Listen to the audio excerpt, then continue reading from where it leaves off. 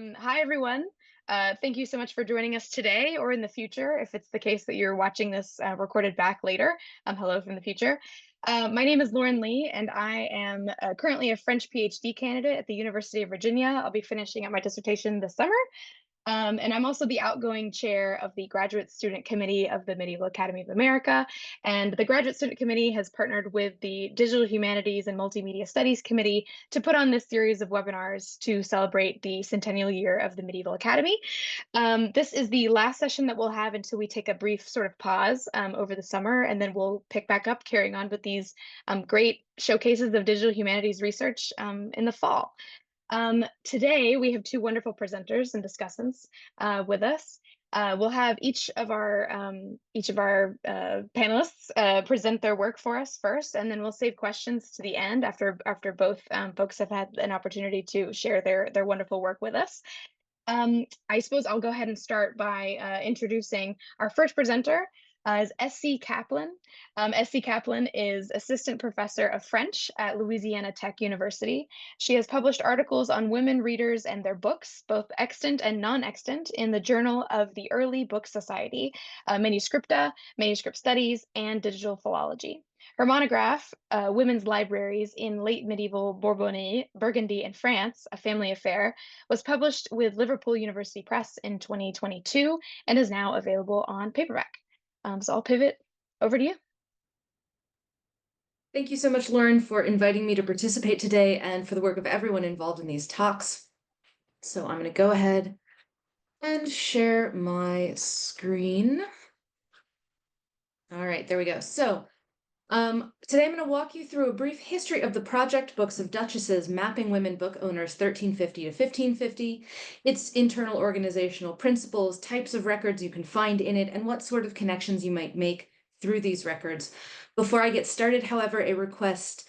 I have preloaded the specific pages that I want to show you today, but just in case, I'm going to ask all of you to hold off on poking around the website for yourself for the time being so that the load times don't become terrible while I'm showing you around. That said, I do very much hope that you will explore to your heart's content later on. So, Books of Duchesses, available at booksofduchesses.com, is a born digital project made up of an open access website mapping women and books locations in space and time that draws on a database which brings together a wealth of information on the women, their reading material, and the texts, all of which is gathered from published sources, both primary and secondary, as well as from original research. In addition to the homepage, there is an About page. Whoops, I meant to click on this here. So the About page, which has a brief explanation and use guide, as well as a list of our guest contributors. It has a search page, which I will take us to in a few minutes. It has this suggest page where you can share information with us about specific books and owners. And it has a bibliography page that lists all of the sources cited in the project itself. It also has a teaching page. Move that, there we go, which has some sample assignments of how you might use Books of Duchesses in the undergraduate classroom at both an intermediate and a more advanced level. So when Sarah Wilma Watson and I first conceived of Books of Duchesses in 2018, we wanted a tool or a method to facilitate the comparative study of women's books, comparative both within a single literary tradition or region, but also comparative across generations, across linguistic frontiers, and across political frontiers. Sarah, who is now an independent scholar, was finishing a dissertation on the 15th century English reception of Christine de Pizan, which included research into Alice Chaucer, granddaughter of the famous Geoffrey Chaucer. And then a couple years before, I had finished my own dissertation on 15th century pedagogy and Agnes of Burgundy, Duchess of Bourbon's books. And there was clearly a great deal of overlap between the reading material of the women that we were studying. Some of this overlap was linguistic. Both Alice and Agnes owned works in French. Some was the same or similar works in different languages. Both women owned a text by Guillaume de Digulville, where Alice's was in English and Agnes's was in French. And some was in the form of different works by the same authors. So Alice Chaucer owned a copy of The City of Ladies, while Agnes owned at least that and one other work by Christine de Pizan. These different convergences hinted at the vast scope of inquiry that would be possible. And understandably, then, we didn't necessarily want to remain within the bounds of traditional scholarship, which has tended to look at one women's book collection at a time.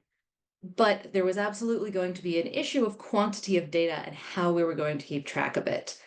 And we were already familiar with some digital humanities approaches, and particularly with their potential for large scale scholarship, big data, distance reading, that sort of thing.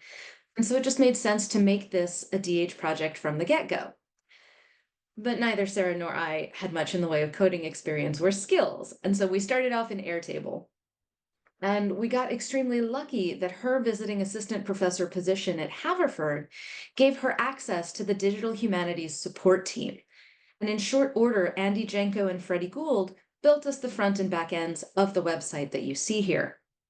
And that involved so many meetings over Zoom as Sarah and I tried to explain the nature of our data, which is very soft data, and how we wanted the search feature to work. It turns out that computers do not love things like circa and ranges of dates for everything. So I got a small non-Senate faculty grant from the University of California, Santa Barbara for upgrades to the site last academic year. And the person who did that work for me explained that it's a huge part of why our search results come back so slowly. But for the time being, I don't have the resources to deal with that and find a proper fast resolution. Next round of funding. But even with these difficulties and limitations, we put together a pretty robust resource that I'm going to show you around now as I explain why we organized things the way we did and what kind of analysis this project enables. So when we were figuring out the relational database undergirding the project, and I'm just going to go ahead and get rid of those. There we go. We had to decide between the woman owner and the book as the primary point to which other data would be attached. And while one woman can have many books, and one book can be owned by many women, each book can also contain multiple texts, ex libris, symbols, scribes, illuminators, and so on. And so the nexus of this web of information had to be the book. As you can see on the front end, an individual book page for an extant book includes a link to the digitization and the catalog, if either of those exist and are online, a list of the contents that are live links, a map of its known dated whereabouts, a list of owners, as well as the evidence on which that claim of ownership is based, and a specific bibliography. And so if I click on one of the works contained in the book, it takes us to that works page, that text page, which contains a list of books both extant and non-extant in which the work can or could be found, additional information on its creator, genres, and themes in the form of tags, a list of owners of the various manuscripts, and then links to outside databases that have information on those specific texts. And that's often different information from what we have because, again, we're focusing on lay women in this particular project. Clicking on any point on the map brings us up a little pop-up that tells us who owned the text at that particular point and when that was. Clicking on an owner takes us to the individual owner's page, which provides a very brief biographical overview in the form of a link to an external source if appropriate, her birth and death dates, title, mottos, symbols, heraldic arms, her signature if we have that, and then a list of family members. Unfortunately, not in the form of a tree, because that, it turns out, is a real pain in the butt to do. A map of her known whereabouts, as well as the list of her known whereabouts with dates, and of course, the list of her known reading material. I have, of course, chosen particularly well-documented examples to use for this demonstration to help you see how just clicking through the website on its own can lead you ever deeper down the rabbit hole. But because of the aforementioned difficulties of encoding the data and the fact that Freddie and Andy had other projects to build out at the same time, women who don't have locational information attached to them don't currently return a hit on the home search panel. So there is a workaround. You can go to the search page, and again, this takes a full minute to load. But if you are patient, it is worth it because it then allows you to search by all sorts of things. Ownership events is where you can start searching by dates. So I could put in 1475, and get a list of entries that have that date somewhere in their date range. You can search by all of the owners. Again, only the women are going to be live links. You can search by the shelf mark, and you can search by the text from this particular page. But say that you're visiting the site for the first time and you don't even know what you're looking for. Well, here you can click again on any of these pins and they will give you a pop-up of who was in that place and when she was there. So obviously Paris is much more well documented than, a lot of other places. But so in this list, we can see down here towards the bottom that Charlotte of Savoy, Queen of France, was in Paris in September of 1467, as was Joan of Valois, Duchess of Bourbon, which then might prompt you to open tabs on each of the women, see if there are common works between their readings, what their relationship is to each other, etc. As I have speculated elsewhere, simultaneous presence may well explain the dissemination of certain not especially popular texts, though I have by no means exhausted the potential for that particular avenue of research in BOD's data. So relatedly, one of the things that we wanted to be able to visualize with this project was not just the movement and relationships of books that still exist today, but specifically of books that are no longer extant. And that should be up, there we go. So one of the limits of traditional scholarship was how far an individual book could be effectively traced through various inventories, which depended not only on the description of the item in the inventory itself, but on which inventory or inventories were accessible and how. In the archives, to someone who has the requisite paleographical skills and access credentials, published in an obscure journal that is no longer in print and also not digitized, or best yet, published in a well-documented modern edition in the original language with translation and/or commentary. Another limit of traditional scholarship was finding the points of overlap in women's collections from 50 or 100 years apart or in different language traditions. And so Books of Duchesses attempts to make up for all of these limitations. So first we created our own shelf mark. NE for non-extant manuscript, NEP for non-extant print editions, and more recently, oral, ORAL, for those ephemeral in-person experiences of literature, such as a play, a sermon, or a poetry recitation that did not necessarily result in a physical object which the woman reader might possess. Regarding tracing particular books, we added space on the back end to include descriptions of the items, which we've been scrupulous about filling out since its implementation, but are still playing catch up on for the earlier entries. So for non-extant books, these descriptions are cited directly from the inventories or editions, depending on what's available.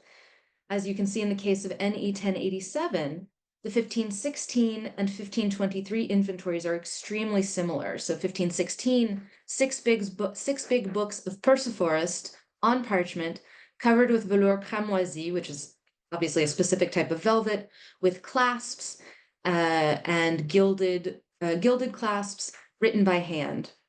1523, six other big books, all covered with the cramoisi velvet, with gilded clasps, one like the other, which is called the volumes of King Perseforest. And then in 1600, in a Spanish inventory, the Chronicles of the King Perseforest in French, in 6 volumes, written by hand, historiated with illuminations, with the capital letters in gold, on parchment, in folio, which is the size of the volume, enclosed with tablas, so boards covered with cramoisi velvet, with clasps. And then I can't actually translate the last little phrase there because I don't actually speak Spanish. So it makes the identification of this one set of volumes across the few intervening years very clear. As another example, I have postulated that this small copy on paper of the Songe de la Pucelle recorded in 1447, shelf mark NE 338, is the same as another small book on paper written by hand, covered in green, beginning Le Songe de la Pucelle and ending De la Pucelle par moi fait Audry, recorded in 1516. This identification connects the libraries of a mother-daughter pair and helps us to better understand what did and did not get inherited by the son in that particular instance.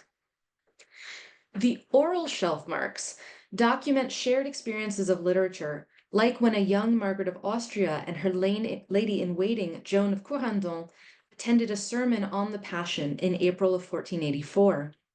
It can also testify to a woman's interest in literary genres that might not show up among their physical possessions, broadening our understanding of their literary milieu and allowing us to make connections between women of different generations related to each other by marriage or after one of the women in question has died.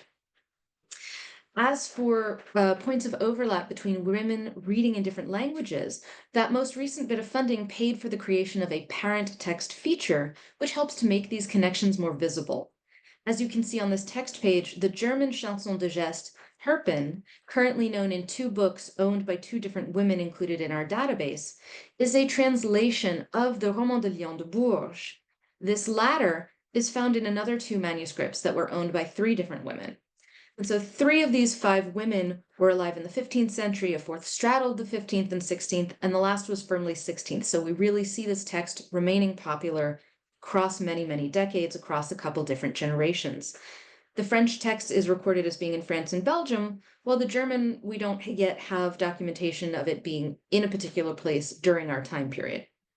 But this leaves the door open for further investigation into the spread of this and other translations. Did any of these women come into physical contact? Are they related to each other by marriage? Yes, they are. So what is Baud's current state? Where do I hope to go and how can it get there? Books of Duchesses is currently a one-woman show run by a person who knows how to reset the server when the website goes down, but not much more than that. The map on the homepage, as we saw, is populated thickly with French and English data because those are the 2 languages that Sarah and I started with, and those remain the 2 in which I personally am fluent. I've had a handful of guest editors who have contributed information on women readers in the Iberian Peninsula, in Eastern Europe, and in the Low Countries, but much remains to be done. Italy and Germany are additional cases where I know that there's a ton of data available, but in languages that are much slower going for me personally. What I want is for this to be a truly global tool, by which I do not just mean Europe, although I will settle for more of Europe for now and in the near future. I welcome anyone who wants to be a guest editor and help make BOD a more robust tool for everyone. Its purpose is to visualize the many different kinds of connections, physical, genealogical, temporal, and other, between women, books, texts, and languages. I hope you find it useful in your research and look forward to any questions you might have. Thank you.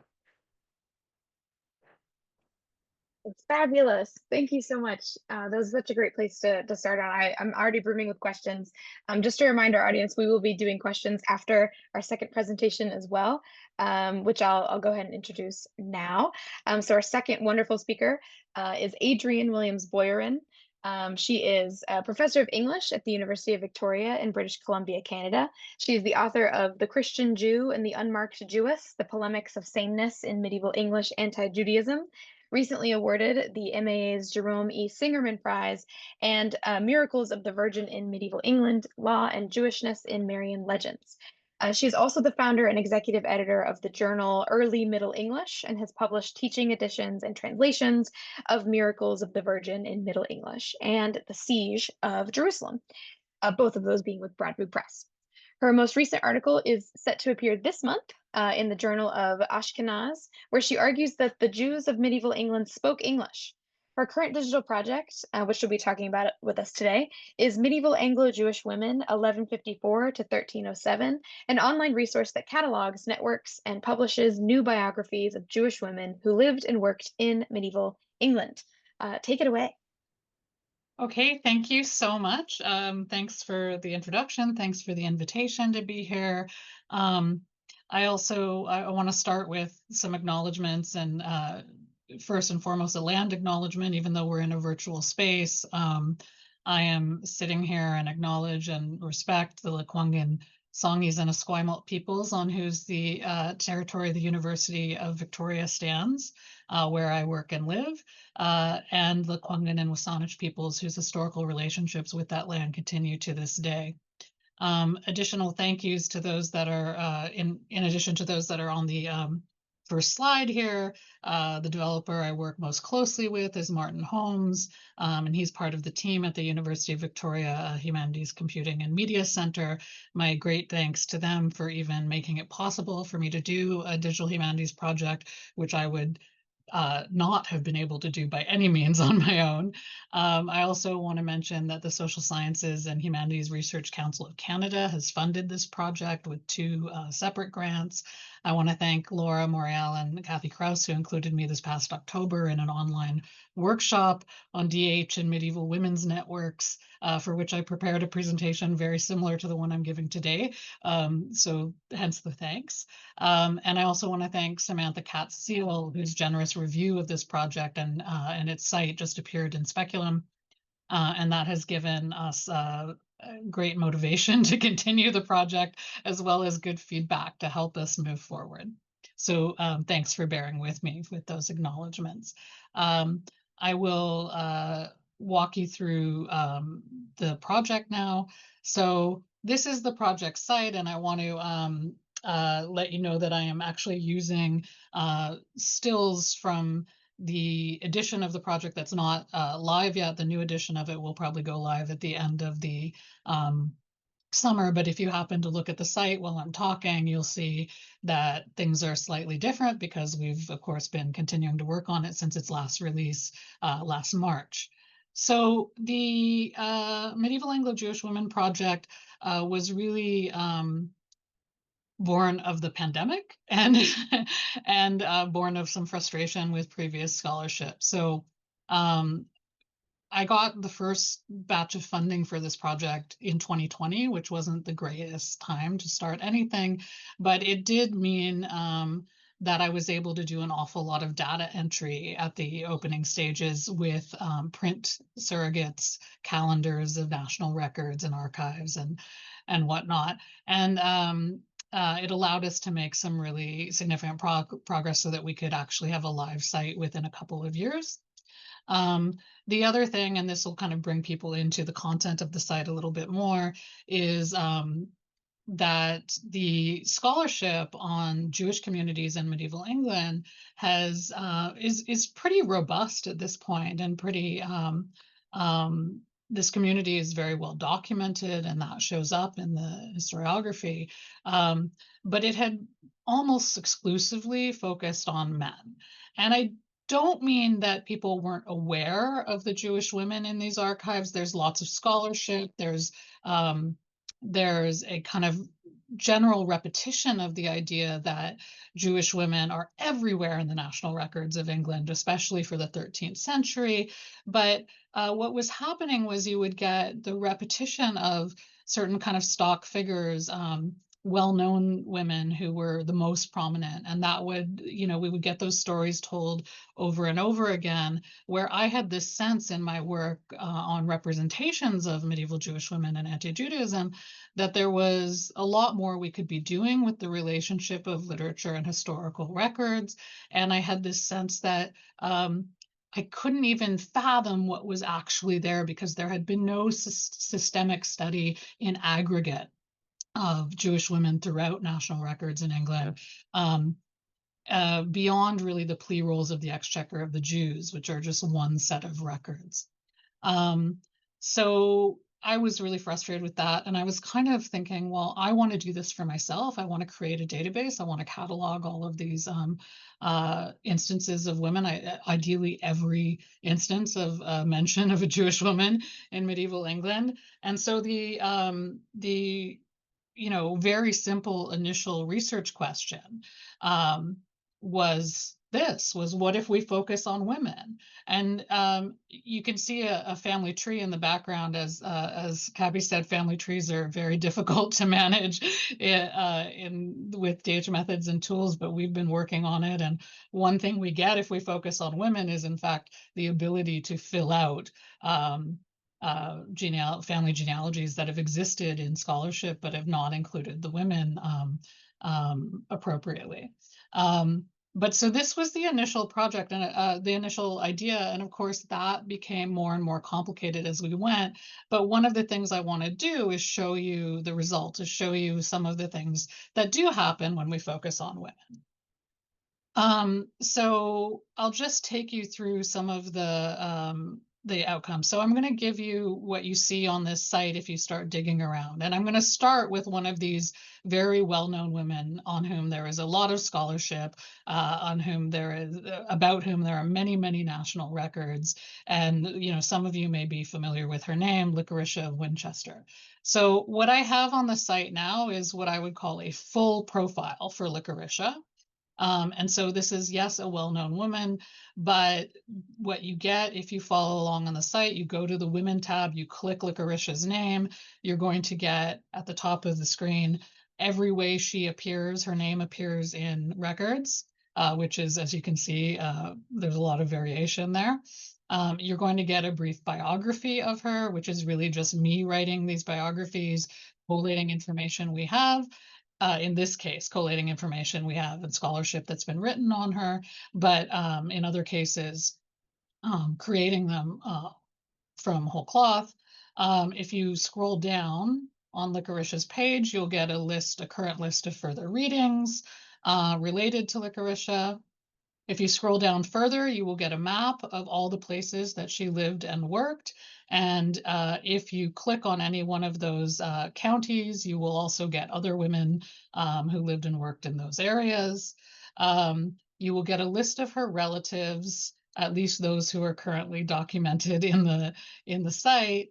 And then you'll be able to click on network and family tree icons where you can, oh, sorry, before you do that, if you scroll down even further on this page, you'll get all the national records in which Lycurcia appears, and you can click on any one of those records and get full bibliographical information for them, both the manuscript and any print sources that appear. If you go to those network and family tree buttons, you can get the beginnings of a social network for Lycurcia with graphic representations of who she's most often linked to. And you can get a family tree for Lycurcia. And again, there are some problems with the family trees at the moment partly because I've focused on women and not men, and I will kind of talk a little bit about those lessons going forward. But you can see with Lycurcia's case that if you have a full profile in the site, that you get also kind of a beginning research pack, a teaching pack, a way to move forward with even the most well-known women and create new work on them. But the project also critically allows us to center women and see aggregate patterns and relationships differently, and to explore kind of the discoveries we can make about the wide variety of women. So I want to sort of just show you the pages that come up if you're searching for women. First of all, you get a page here that lists all the women in the project so far, and 36 of them are featured with full profiles, like I showed for Lycurcia. At the moment, the goal eventually be 180. And then also centering women meant listing male relatives separately and also organizing those male relatives according to their relationships with women. So this is something we're used to in medieval naming conventions, but not necessarily as a link to women, right? So instead of Aaron, father of, Abraham, you get Aaron, father of Belisset, Aaron, father of Belia, Aaron, father of Margalote, of Milcana. So everyone is set in relationship to the women that they're related to, if we can track that. But also we get to see little stories like this one, Trina of Canterbury, who appears in only one national record ever because she was assaulted by a Christian man. She might not get much attention otherwise. We can take women that are well known, like Belia of Bedford, who's another one of the prominent women, like Lycurcia of Winchester, and work across sources such that we find new information about Lycurcia. About Belia. So, for instance, in this case, Belia's Bellio's records were thought to stop at 1276 in the as far as the scholarship is concerned, and I have found records that take her through 1290, so through the expulsion of Jews from England. And I've also found evidence pretty conclusively to suggest that Bellio of Bedford, who in the scholarship is one woman, is actually two women. So there's forthcoming work on that. We can keep track of converts to Christianity. So one of the things I personally care about in my research is looking at converts from Judaism to Christianity and thinking about what they can tell us about Jewish life, even though traditionally these figures have fallen through the cracks in scholarship. We can also get data of currently, for instance, there's about 12% of the women are converts in the database. And that data will, of course, get more robust the more we enter. We can create new biographies. So I have a piece coming out on Rachel Lombard of Nottingham, who is pretty prominent in national records, but has not had any, well, two scholars have mentioned her, but only in passing and in relationship to their brothers. So we can develop new biographies of women who've been previously unknown to scholars, more or less. We can discover ways of following women through records that we might not even notice had we not done these things in aggregate. So if you see Avigai of Northampton here, you can see at the top that she's referred to in records as Avigaya, as Genta, as Giva, as Guia, as Gina, as Ina. Well, you might think if you're looking at those records individually that those are all about different women, but when we track them across lots of sources, we see that the family networks and the social networks and the legal cases are actually following the same woman, and we have more to say about her. For instance, that she married one of Bellio of Bedford's sons, which, as far as I know, has not been mentioned anywhere. So this is the current status of the project. So at the moment, it documents 818 Jewish women, including 89 converts, as I say, about 12%. It is pulling at the moment from more than 400 manuscripts, where there are not necessarily print surrogates, and more than 50 volumes of print sources. Most of those are calendars of legal documents. So calendars of plea rolls, of close rolls, of liberate rolls, of all of that. Our goals are to expand this data set to add full profile pages for at least 180 of the women. I have 5 years of funding, so I've got 5 years to get it done. We, of course, want to refine our family trees. We've been building the software to create those family trees and the social networks and mapping tools. We want to add sample textual sources with translations and include a handful of teaching modules and a venue for publications related to the project. So those are the big goals over the next 5 years. And on the immediate horizon is incorporating more and more manuscript data, so things that cannot be captured at all in the print sources and which were sort of put to the side because we started during the pandemic and I couldn't be traveling as much to begin that work, but I am doing it now. And if you're wondering about the nature of the sources, those sources are diffuse, they are complex, they are multilingual. There are, good places to start at the National Archives of the UK, for instance, where there's a lot of material cataloged under the tag Jew or Jewish communities. But there's also a lot about Jews spread across things that aren't so obviously related to the Jewish communities. There's lots in county record offices that we haven't even explored yet. So it keeps expanding, and it's, it takes a lot of work. Right now, it's mainly me doing that work, but I'm looking for editors and collaborators as well. So I just want to say a little bit about why digital humanities has helped and how the methods and tools of DH have helped with this data set and its complexities. Well, yes, it allows us to look across massive amounts of data, which is important in this case, and includes and allows us to include sources that have not been analyzed before. And when we look at the massive data set and can see things in aggregate, we find women across a full range of sources, not just, for instance, in the plea rolls of the record of the Exchequer of the Jews, that way we recover more women's stories, as I've already been showing you. But then we also get, with these methods, the ability to track what I would call cultural information.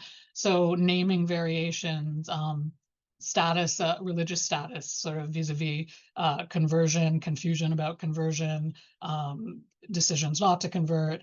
We can make more fulsome family trees, but we can also track things like the languages people are using, the books people own, the household items that appear in inventories around, say, postmortem cases of inheritance. And again, something that we're really trying to work on now, which is social networks as distinct from family networks. I think DH methods have helped with all of this and have really created a situation in which I see the challenges and I see the lessons. So I'll just go to challenges real quick. Hold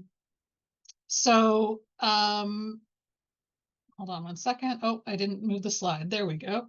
Okay, so the challenges have been the nature of the sources, right? They are formulaic, but they're also individualized. They're often fragmentary, and important to me, they're often really biased, right? This is a national administrative structure that was actively hostile to Jews and eventually expelled them. And so one has to put a critical eye on these sources in terms of how they can, or if they do represent the women that we're looking at. We've had problems with how to represent deductions and inferences to the end user. If I build relationships across women's networks, or if I deduce family connections based on scholarly insight, how is that actually showing up, or indeed should it show up on the website itself? The family trees are equally complicated. For instance, if we're focusing on women, well, what happens if I didn't catalog all the men that are related to them? But also, how do we figure out the inferences we make, where if there's a man and I know he has a daughter, then there must have been a mother, right? But how do we show those inferences in the family trees, and how do we actually encode them, more importantly? And I worry about representation. That is, am I just going to start to redo the same kind of pattern of key figures being highlighted, when in fact that may not be representative of the community, like I feel is done with Licoricia often. Lessons we've learned around the DH tools. I mean, I would say for us, one of the big lessons was to beware of relational databases. We started with a database you can see in the background there, constructed on Squirrel. But we found out very quickly that the constraints of the relational database and the ways that it would force us to kind of re-enter information. So re-enter every relationship for a woman to her father, to her sister, to her brother, for instance. And so it was creating more and more records that we actually needed, and it wasn't linking them properly. So we at some point very begrudgingly said, okay, we need to rebuild this entire thing in XML. So we were able to abandon what's not working and go through the pain of starting the whole thing over, but allowing for more complexity. This is maybe controversial yet brave. Do not encode for research questions. I had a very limited set of research questions, right? That one, what happens if we focus on women, but also after that, what happens if I focus just on women to women relationships instead of women to male relationships? And we would build and build, but I couldn't even imagine the kinds of research questions that were possible at the beginning of this project, because I didn't have the appropriate DH knowledge at the time, and I didn't know enough about the tools to even know what I could ask. I didn't know enough about the sources to even know what I could ask at the beginning. So encoding the relational database early on for the initial research questions turned out to be a problem. And what I wish I had done, and may still do, is go back and actually just encode every single thing that comes up in the sources. So every single relationship, every single bit of inventory, just to use the examples that I've already talked about. And I'm just coming to the end here. We have documented like crazy, and I think one of the lessons about documentation is that even though our documentation is robust, as you might imagine from the previous notes on challenges and lessons, it's also ever evolving. And the goal has been in documentation to be open and honest about the process.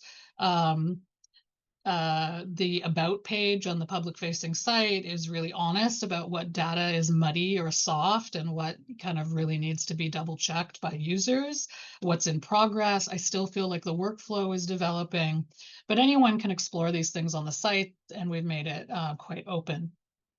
And finally, I'll just end here by saying, our hopes for the site going forward is that we'll not only reveal more stories about the extraordinary presence of Jewish women in English archives, and to do it in more detail, but that we can take things that are well known. So most medievalists working on England will know this image that I've put on the final slide here, from the National Archives E401 1565. Often this illustration at the top of a receipt roll that's often talked about as as the earliest anti-Jewish caricature, although I think Sarah Lipton has really appropriately complicated that. But what most people probably don't know is that on this receipt roll, in fact, are 18 women. About 50% of the names listed on this receipt roll for taxes are 18 women, including Rachel of Nottingham, who anyone who can read the script there will see Rachel Philia David right under Nottingham and Derby there.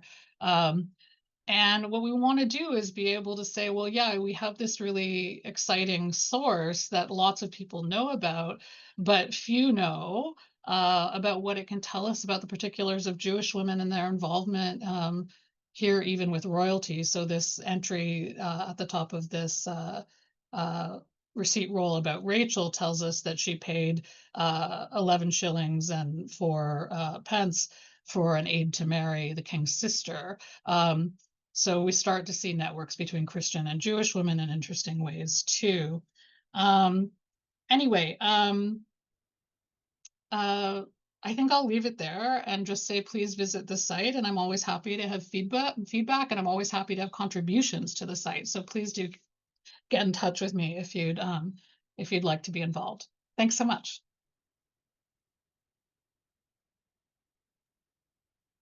Yay! I feel like there needs to be a better way to like audibly clap for people in a Zoom room. Thank you so much for that. That was really fascinating to hear. And so we'll be this session will continue until 2 o'clock. So we have a little over 15 minutes left for questions and conversation. Just so to make sure I could do a little promo for the GSC before we do run out of time, I'm putting in the chat now for anyone who's interested. If you'd like to contact the Graduate Student Committee via email, our email is there in the chat. And we now have a Blue Sky account if you'd like to follow us there, where we'll post all of our activities. But we're going to pivot into having a discussion. So anyone in the audience who would like to pose a question to our presenters, please add questions to either the Q&A feature in your Zoom panel or in the chat as well. I'll be monitoring both. And I think the first question I see in the Q&A is a great place to start. Robert Welch asks if each of you could talk about how much computer knowledge you had going into this, and maybe what sort of skills you had to build in order to produce these projects. Oh, no worries about the typos, Robert. Thank you. But yeah, and I'm interested to hear this as well. So I'm curious to know what sort of support maybe you had in terms of developing the skills that you needed to execute these projects as you have, or what sort of like knowledge did you have coming into this? It's open question to you both. I actually had more knowledge when I started than I do now, because much like any language, if you don't use it, it atrophies, and it atrophies fast.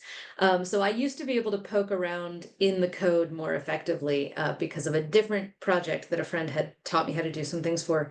But honestly, had it not been for the DH team at Haverford, the project would not exist. I do not have these skills. I cannot build these things. I can't fix it if I don't poke around the code anymore, because if I break it, I can't fix it. Is the short answer. So it's a collaborative effort. It has to be a collaborative effort. Yeah. And I'd say the same thing. I didn't have, my initial ideas with this project were like, I should make my own spreadsheets available to everybody, in case they would help. But you know, it's the same kind of collaboration here. I'm really lucky at the University of Victoria to have this Humanities Computing Center, and to have a lot of support for DH on campus. So we have designated developers, designers, all of who work specifically with humanities. So, you know, I was really lucky to have people who were used to working with humanists and who could sit me down and say, no, this isn't magic. You can learn to code. You can do it. And we're going to teach you. And also to give me feedback on what was possible, which was kind of beyond my wildest dreams to begin with. But I didn't really know anything to start with. So having that support and having, you know, the institutional support is so huge for projects like this. Yeah. That makes me think of a question I had of my own as well, if I can selfishly ask, is the on this question of collaborating. I feel like so much humanities research that we're trained to do tends to be single author. How has that maybe shaped your relationship to the research that you do in terms of thinking about projects in a more collaborative multi-author sense or multi-editor sense? You're talking about the necessity to have digital collaborators, but I suppose could you talk about that as well, opening yourselves up to being less of the single author and more of the um, multi-author collaborator? I mean, part of it is a language thing, right? I'm not a true polyglot by any means, and so if I want to make decent speed progress in languages that I'm not fluent in, I need collaborators to do that. I actually really like working with other people because then you have external deadlines that you have to meet. It's not just you failing to meet things. Um, but I also, I mean, I think that the traditional model of single author scholarship works well for some things and is just not as great for others. I mean, in graduate school, you have seminars so that you can discuss things and bounce ideas off each other. And then you kind of don't get to do that as much for the writing until you're sending things out for peer review. And then, so yeah, I think collaboration from start to finish is a really helpful way to approach it. Yeah, I really haven't gotten myself out of that single author model yet with this project. I mean, I agree with Kappie that the language issue is really fuels the need for collaboration, right? I'm also dealing with sources in Hebrew and French and Latin and every now and again in English. And you know, I have varying degrees of fluency across those languages, but I definitely need help. Of course, there's all the paleographical training, all of that. So I've had a lot of research assistants working with me who I train, but I haven't really yet successfully switched to including sort of project editors. And I want to, like, what I'm learning in the process is that I desperately need that, and that it's probably not sustainable, you know, without it. So, you know, anyone who has anything to say about any medieval Anglo-Jewish woman, I'd be happy to hear about it. Yeah. As a graduate student and research assistant myself, I can say that graduate students appreciate opportunities to work with a senior scholar on these sorts of projects. So I think that's a valuable avenue for collaboration and training as well. For sure. I'm seeing. Oh, sorry. Uh, I'm seeing in the chat as well. So Matt Westerby of our Digital Humanities Multimedia Studies Committee, he has a question on the topic of the family tree structure. He asks, is there potential to pull data from other more normalized sources like Wikidata where men are overrepresented? He asks also, are there risks to expanding your data sets in this way? And he says, also +1 for Airtable as a great starting point, he says. But I suppose on this topic of family tree and pulling in data, would you like to Yeah, talk about that? sure. Yeah. So far, how we've managed having to include the men, sorry, um, is I have done additional digging and tagging of names and all of that for our featured women only. Because I do think, yes, I do think there are dangers to expanding the data set so radically. We would essentially, to include all men and say attorneys and any and pledges and any social networks where we can't devise a family connection, for instance, we would really have to completely start over, and it would, you know, it would make our data set kind of 10 times larger, right? So we're really at a point where me and Martin, the main developer, are trying to figure out, you know, how do we responsibly do this without completely blowing up the data set. The problem with pulling in like Wikidata or other normalized sources is that it doesn't account for inferences, for variations in names. For women are especially difficult in this area because you know, they have someone who's called of Bedford at one point might be of, you know, London at another point. Somebody whose name is spelled one way, maybe a completely different name or spelling in another way. So we're trying to automate it as much as we can, but it's the medieval sources have made it more difficult than it might otherwise be.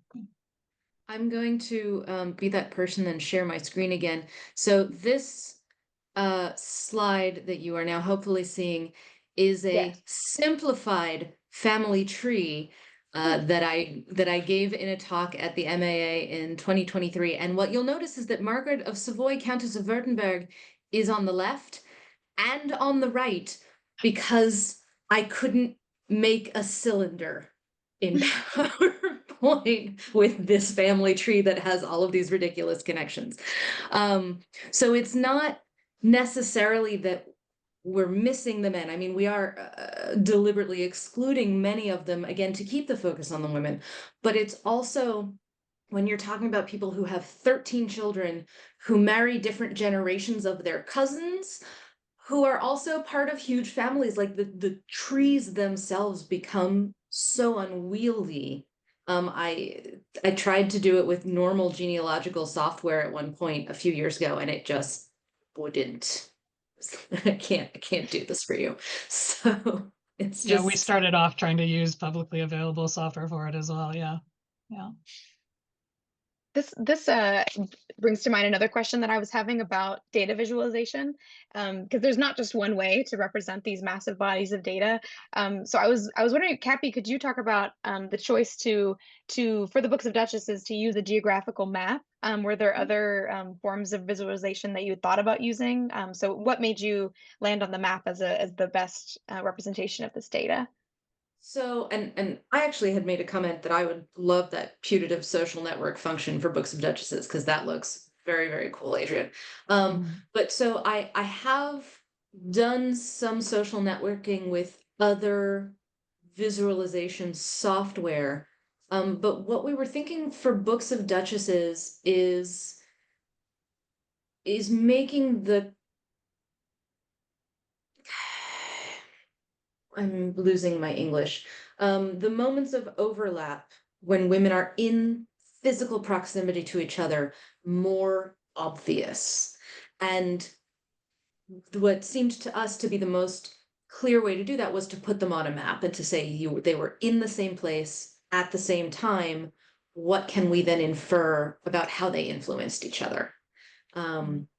Because again, people tend to be studied in isolation or as a single family group or as a single language unit. And so making it clearer just how much these women moved around already reframes how we think about the dissemination of literature as well. Mhm. That makes me wonder too, and there was something you mentioned earlier in your presentation about the softness of the data that we're working with, having to deal with approximate dates, approximate locations, lack of clarity on individuals' names as well. It made me wonder for both of your projects, was there data that you felt that you had to exclude because of its softness? I mean, is there information that hasn't made it into the project because it's so difficult to work it in a more concrete way? Um, Sure. For me, I mean, we're actually kind of trying to decide whether the mapping tool is useful. Because in the sources I work with, for instance, you know, how do you map? I mean, there's some sources that give me a specific city where someone is and we're talking about their house and I can practically map it onto a street, right? But there's others where all I'm getting in terms of location is the jurisdiction. There's others where what I'm getting in terms of location is the place of signature or sealing. There's other places where I'm recording a woman's presence, but in fact, she's not actually there. It's really her son there who's talking about her, or her husband who's tagged as related to her. And so what happens when that locational data gets mixed in with places where women are present? So the geographical data in my case is probably amongst the muddiest, and we're more and more convinced that we're not sure that it adds as much as we would like it to add. So that's just one example. Yeah. So the ideal is that every woman in Books of Duchesses has 5 locations attached to her. And again, the ideal of that is specific day of month of year to specific day of month of year. The reality is that we don't have that for most people. Sometimes we have a month in a specific year, fantastic, good enough. Sometimes we only have a year. And if that's all we have, that does go in, but it is one of the things where it's like, I mean, users need to to take that with a grain of salt, right? And then also, a colleague had asked, where are you getting your place data from? And the answer is sometimes it's the primary archival documents, sometimes it's published sources that say, she entered this city on this day. And that is not being put into the bibliography in the same way because we didn't build that feature in to start with, because it didn't occur to us that we should. And so I know that it's real, but the users can't. I would be hesitant, if this were not my website, be like, prove it to me, and then I would want to run down the sources. So it is, I mean, in that respect, it's definitely less not robust, but less well sourced and well documented than it probably should be. Well, we're getting close to coming up on time, but we do have a little bit of time for a couple more questions. And since we're coming close on the end of time, I was curious to know, this is a perpetual question for digital humanities projects. But Adrienne, you mentioned how you have 5 years of funding and then you need to wrap up your work in that 5 years of funding. I was wondering what will become of this project at the end of the active period that you're working on it. I mean, this is true for both of you. So in terms of sustainability of your projects or how you anticipate them existing after you're done actively building them, what do you think that looks like? So the Humanities Computing Center here at UVic is endings compliant, and as actually the team was part of the sort of lead on the endings project. Yeah, we imagine that it can last for at least 25 years, but of course, at some point we'll put a cap on it and say this is not being updated anymore. And I hope to just keep bringing publications out of it. So yeah. So because of Sarah leaving academia and the way things shook out, we transferred everything over to DigitalOcean, is where our server is. And I pay the monthly hosting costs. Fortunately, it does not cost very much money because we don't have a lot of data as far as as big data is concerned. And I am probably not entirely compliant with best practices for archiving and sustained existence, but I plan to keep working on it as long as I can. And so maybe I just won't have to think about that for another 15 to 20 years. I think too, we don't have to be too cynical about these things not lasting forever. I think it's just as important that they exist now. They're useful to us now, and I think we can see that from the wonderful information you shared with us today. We are at 2:00. Anyone with any lingering questions? Sorry we didn't get to them actively in the session, but I'm sure our speakers would be happy to have you reach out to them. If you'd like to submit more digital humanities projects to either the Graduate Student Committee or the Digital Humanities and Multimedia Studies Committee, we are soliciting more projects to feature in our series, so please do reach out. And I think that's all we have time for today. Thank you so much to everyone who's here. Thank you for our lovely presenters. Thank you, and I hope everyone has a great rest of your day.